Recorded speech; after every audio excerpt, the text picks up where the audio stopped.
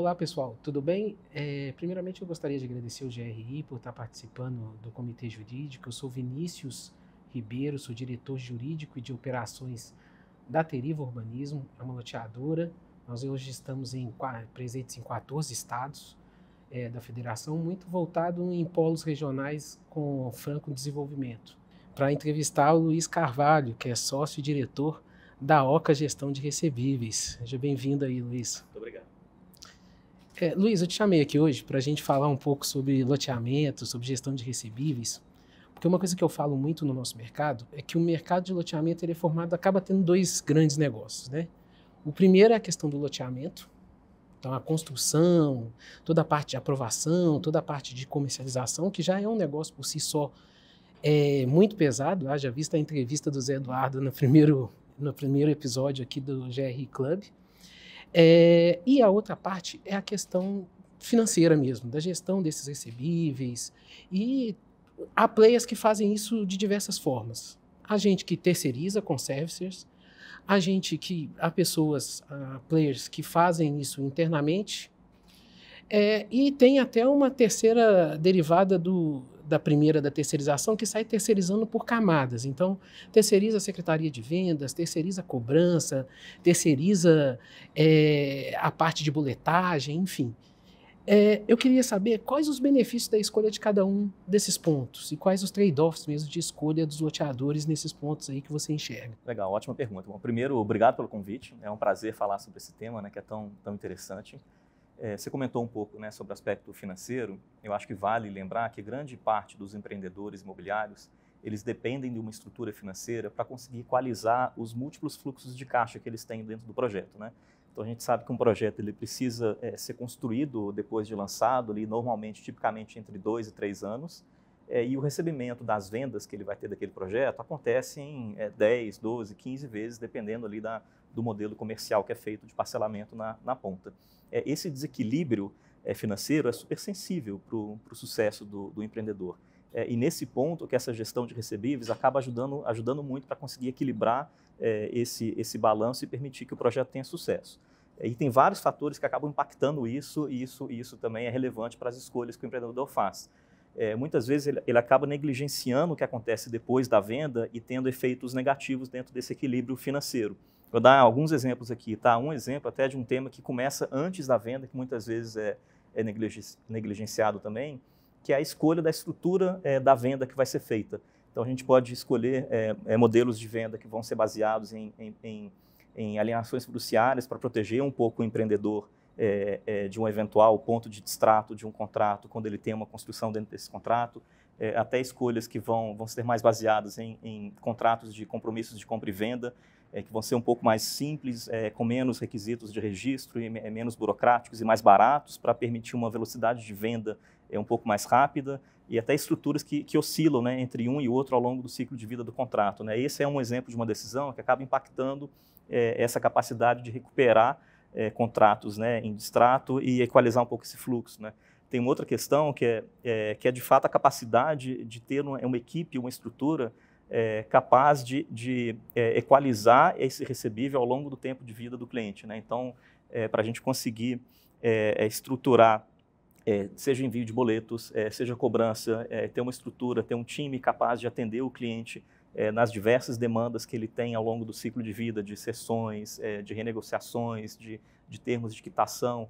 Então, toda essa capacidade de atender o cliente proativamente, né, e não simplesmente ter um time de cobrança para ligar e exigir que ele receba, faz com que a gente tenha uma relação harmônica e esse ciclo financeiro fique mais positivo. E aproveitando que você está falando dessa questão do fluxo financeiro, uma coisa que a gente percebe muito é a importância que tem da gente ter esse controle desse fluxo financeiro ao longo de muitos anos. A incorporação, esse fluxo é muito mais curto, porque você tem a questão do repasse. Os loteadores sofrem muito, porque eles têm que carregar essas operações, esses empreendimentos durante 15 anos. E aí eu queria te perguntar assim, qual a importância disso, de ter esses fluxos, de ter essa governança em torno de toda essa venda que dura 15 anos, uma governança em torno disso para o mercado de capitais, para as operações estruturadas? O mercado de capitais, assim, tem uma máxima que ele enxerga, tem uma regra, né, máxima, né, que quanto maior o risco de uma determinada operação, é maior o retorno que aquela operação tem que ter. E aí, quando o mercado de capital vai avaliar um empreendimento, se ele enxerga que aquela estrutura daquele projeto, daquela loteadora, aquele empreendedor não tem uma estrutura de gestão desse pós-venda, de gestão de recebível profissional, organizada, né, com processos, equipe e tecnologia especialistas naquilo, dedicados para aquilo, ele vai imbuir naquela operação um risco.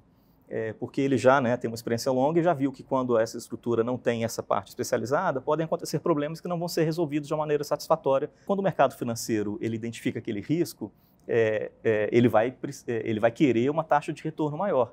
E aqui tem um ponto importante, que assim, a vida é um pouco cruel mesmo, porque o mercado ele pode identificar aquele risco, mesmo que aquele projeto não tenha passado por nenhum problema ainda. E porque ele sabe que em outros projetos que também não tem aquilo pode acontecer. E aí, então, ele analisa aquele risco como sendo elevado e vai requerer uma taxa para aquele financiamento, para aquela estrutura financeira mais elevada. Isso, né, compondo outros riscos do próprio projeto, pode fazer com que essa operação financeira nem fique viável. E aí pode matar o projeto um pouco na largada. Como diz, né, em termos de governança, não basta ter, né, tem que ter a chancela, né, o mercado enxerga aí, você tem que ter a chancela do mercado e isso é muito importante. Durante a pandemia, a gente teve aí um fator que agrediu muito os fluxos financeiros dos contratos, que foi realmente os contratos dos loteadores que são compostos de duas variáveis. A primeira é uma taxa fixa e a questão da variação da inflação. Como a gente teve um período de altas taxas inflacionárias, esses saldos devedores começaram a não ser amortizados e isso a gente teve, num primeiro momento, uma corrida de ações revisionais. E aí, isso fez o mercado se revisitar e perguntar, poxa, que tipo de ferramental que a gente usa para ter proteção nesses tipos de momentos, entendeu? Nesses momentos de alto estresse. O que a Oca tem para oferecer? Eu acho que isso é importante também a gente ver. Tem três aspectos que são importantes para a gente conseguir se preparar para esse tipo de situação.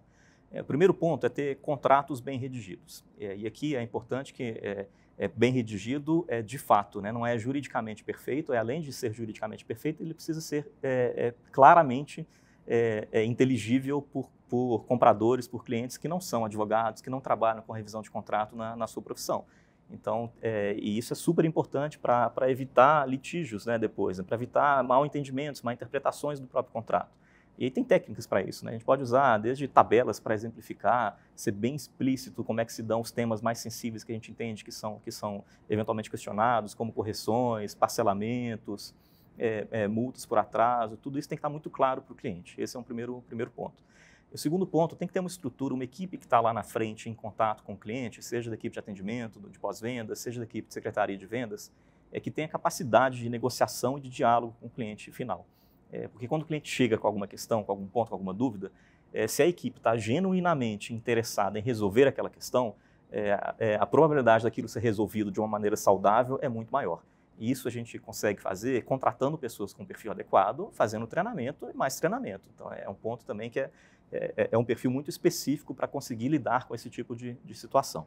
E tem um terceiro ponto que acaba reforçando também os outros dois, que é ter uma experiência jurídica sólida, né? Ter bastante experiência neste mercado, ter passado por diversos problemas, né, ao longo de vários anos para entender quais são os pontos críticos, onde dá problema, e essa experiência retroalimentar os dois pontos anteriores, né? Com isso, a gente consegue fazer um contrato que seja juridicamente perfeito, além de ser claro para o cliente, e a gente consegue também capacitar esse time que está em contato com o cliente do funcionamento do contrato, do funcionamento das leis imobiliárias, para que ele consiga conversar disso com o cliente e ali chegar num diálogo, explicar onde o cliente pode ter um entendimento falho, equivocado de como funciona o contrato e chegar numa negociação onde eventualmente o cliente até tenha razão e conseguir entender isso e fazer essa negociação, esse diálogo mais fluido, mais rápido. É uma questão de core business, né? Enquanto a loteadora foca na questão imobiliária, a gestão de recebíveis deveria focar na questão de administrar os fluxos financeiros e a parte financeira do negócio, né? Caminhando aqui para o nosso fechamento, Luiz, eu conheço o meu povo, né? Os loteadores, de uma forma geral, é muito comum esses loteadores serem muito patrimonialistas. E aí, sempre que a gente fala de services, a gente linka isso direto a operações financeiras. E aí eu queria entender um pouco dos benefícios, excluindo o mercado de capitais, falando dos benefícios para uma loteadora mesmo, aquela que não precisa acessar o mercado, que às vezes se financia com capital próprio ou com investidores, quais são os benefícios? Para mim, os benefícios são extremamente claros. Ele vai ter uma previsibilidade e um aumento do volume recebido, com tudo que a gente falou ali da gestão de recebível em si. Ele vai ter um melhor relacionamento com a base de clientes, vai ser mais harmônico, isso melhora a marca, melhora o relacionamento dessa base, que não vai querer destratar, sair, vai falar para a comunidade, né? Isso melhora a marca do empreendimento, é mais fácil de vender lotes remanescentes, fases adicionais do próprio empreendimento, até novos projetos do próprio empreendedor. E tem um outro ponto que eu acho que é o mais forte, que é deixar o empreendedor imobiliário focar naquilo que é o essencial do negócio dele, que é, retornando, né, à sua primeira pergunta, ao negócio imobiliário em si. Então, ele tem que estar com a cabeça 100% focada em prospectar terrenos, em identificar aquele terreno, para que é aquilo, qual que é a vocação daquele terreno, a melhor vocação daquilo, como que ele faz aquele projeto, conseguir passar por todo o processo de aprovação daquele projeto, que é super complexo aqui dentro do Brasil, conseguir fazer uma venda adequada e uma construção daquilo que é essencial.